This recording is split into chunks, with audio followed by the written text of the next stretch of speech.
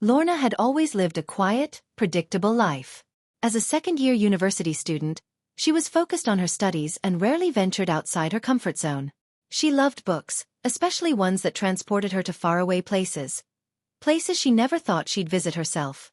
Her father, Walter, had raised her alone after her mother passed away when she was just a child. He was protective, cautious, and often cynical about the world outside their small town.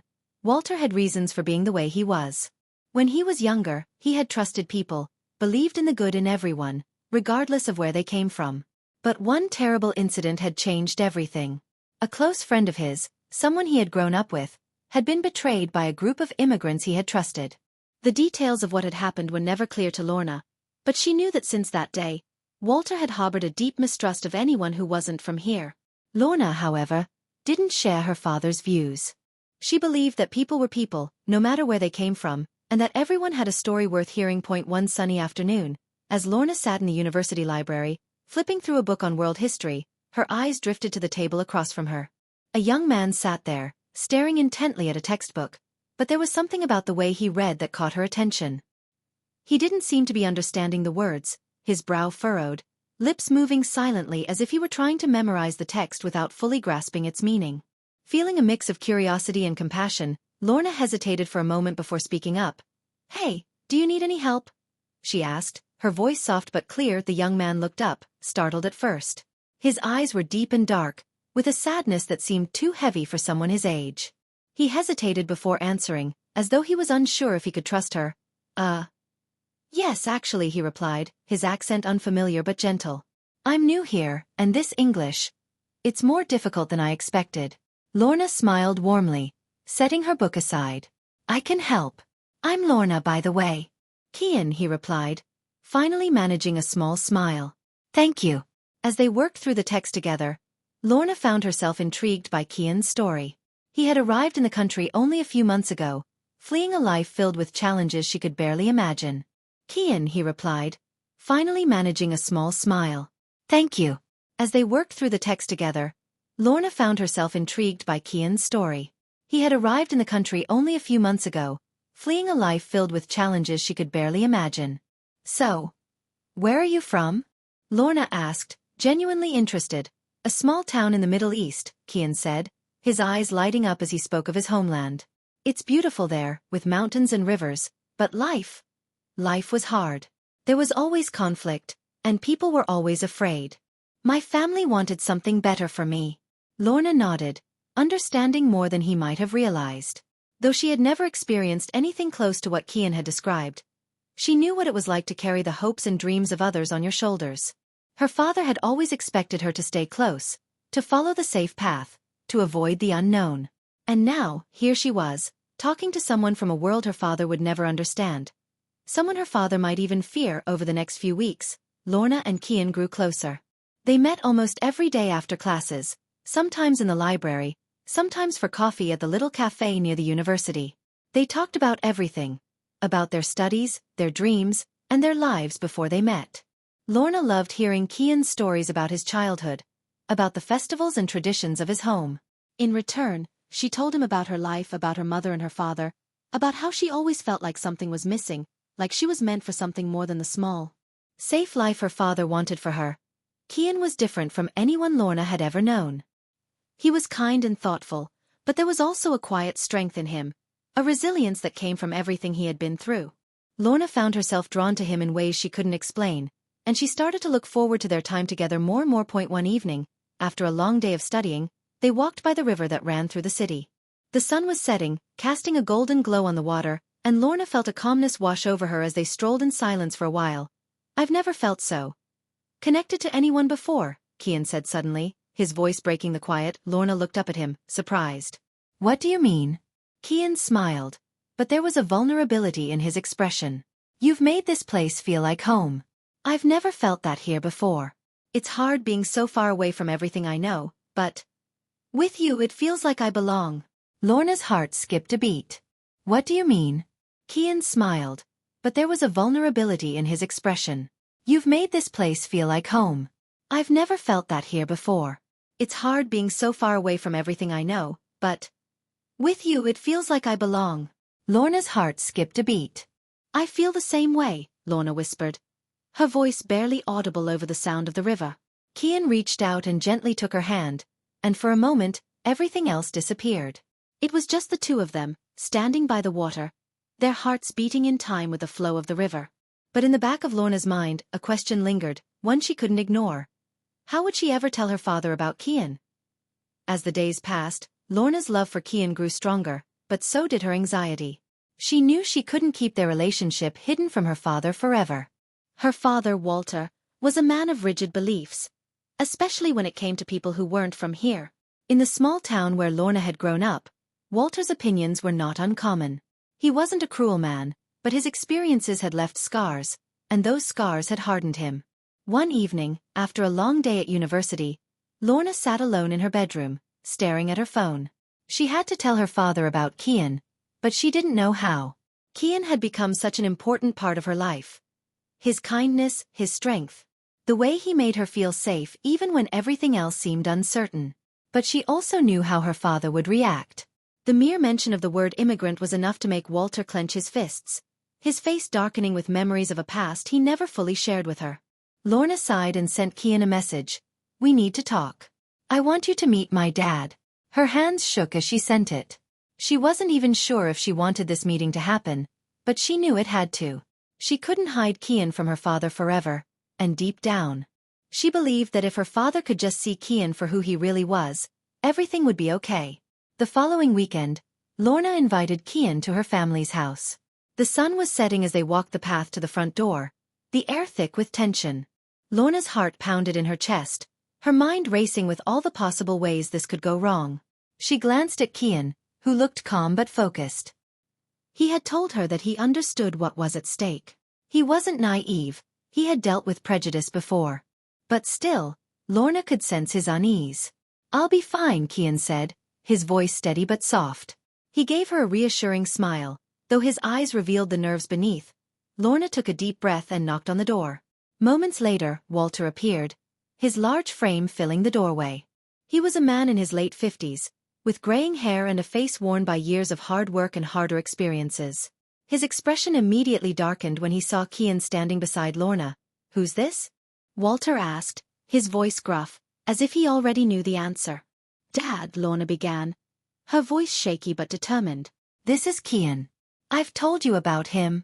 Walter's eyes narrowed, moving from Lorna to Kian, sizing him up in an instant. He didn't need to ask where Kian was from. His accent and appearance were enough for Walter to make up his mind. Kian extended his hand politely, hoping to break the ice. It's nice to meet you, sir. Walter ignored the gesture, his eyes cold and suspicious. I wasn't expecting company, he said bluntly, stepping aside to let them in but offering no warmth. Lorna's heart sank as they entered the house. She had known this wouldn't be easy, but the tension in the room was thicker than she had anticipated. Kian sat down on the old worn sofa, his back straight, trying to remain respectful despite the cold reception. For several minutes, the silence was unbearable. Walter stood by the window, his arms crossed, staring out into the yard as if avoiding the presence of the man sitting in his living room. Lorna felt her stomach twist with anxiety. Finally, Walter spoke, his voice low but sharp. So, where are you from? It wasn't a friendly question. It was an accusation wrapped in politeness. Kian, still calm, answered, I'm from a small town in the Middle East, sir. I came here for university, to study and to build a better life. A better life, Walter repeated, the words thick with sarcasm. Is that why you're here? To find a better life? My best friend trusted people like you once. You know what happened to him? Walter's voice rose, his anger barely contained. He's dead.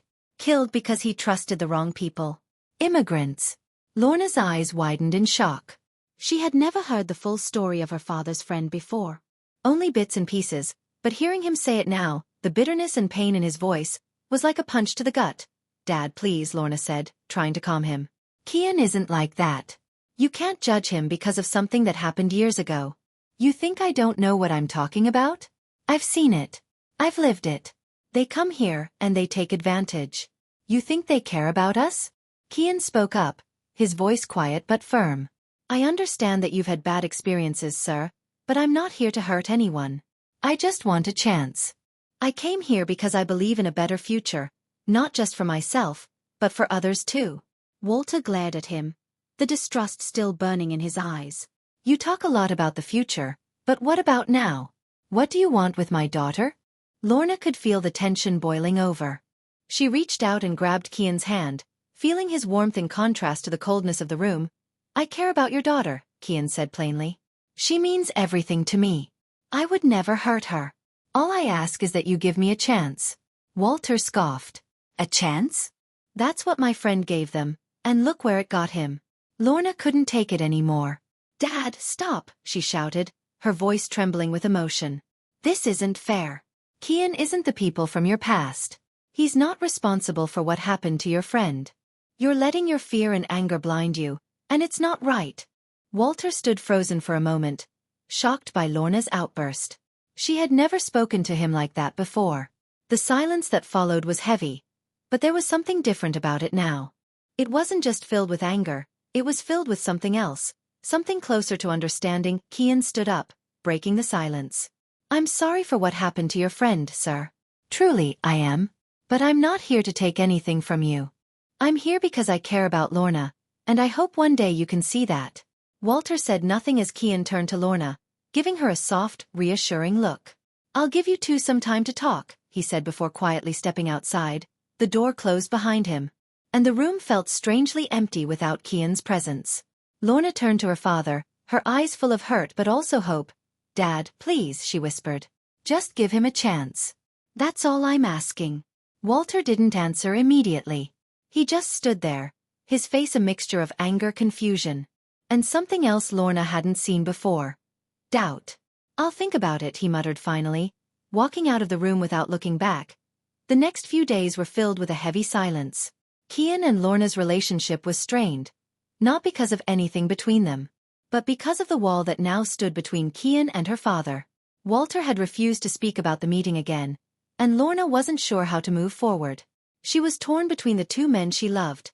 Her father, who had raised her and always protected her, and Kian, who had shown her what it meant to truly connect with another person. Kian, sensing Lorna's distress, gave her some space. He didn't want to pressure her, and he understood how difficult this situation was for her. But even with the distance, he couldn't stop thinking about her.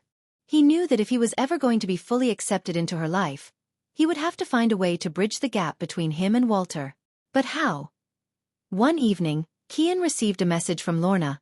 Let's meet by the river tonight. I need to talk to you. Kian's heart sank as he read the message. He wondered if this was the beginning of the end, if Lorna had finally decided that the strain on her family was too much. But he agreed to meet her, hoping that there was still a way forward. As they stood by the riverbank, the setting sun casting an orange glow over the water, Lorna's face was full. She held his hand, her fingers trembling slightly. Kian, I don't know what to do, she admitted, her voice quiet. My dad. He's not ready to accept you.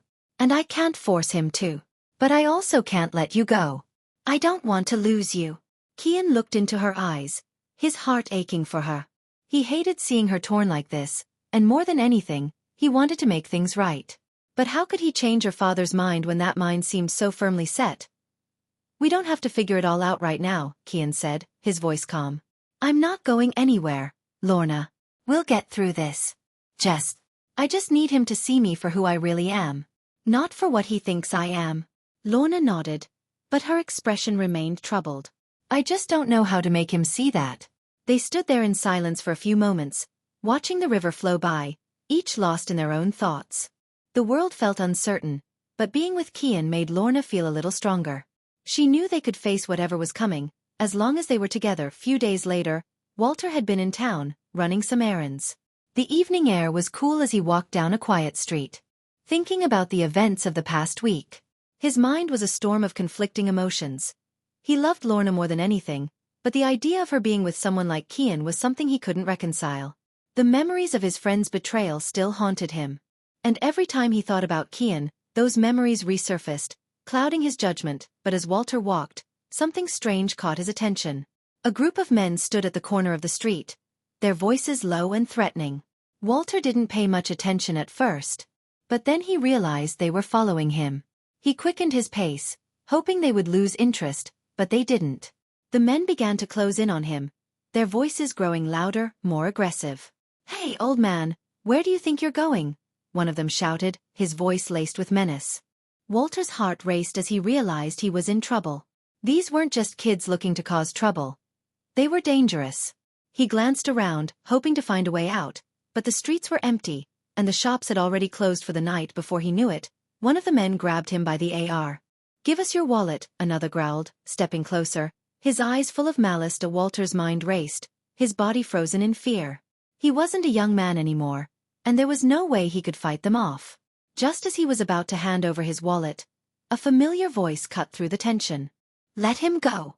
Walter turned to see Kian standing there, his posture calm but strong. The group of men sized him up, clearly unimpressed. "And what are you going to do about it?" One of them sneered. Kian didn't back down. "I said let him go. Now." The men, surprised by his boldness, hesitated for a moment. In a flash, he stepped forward, shoving one of the men away from Walter. The group, startled by Kian's confidence, tried to fight back, but Kian was quick, his movements sharp and precise. After a brief struggle, the men, realizing they were outmatched, scattered into the night.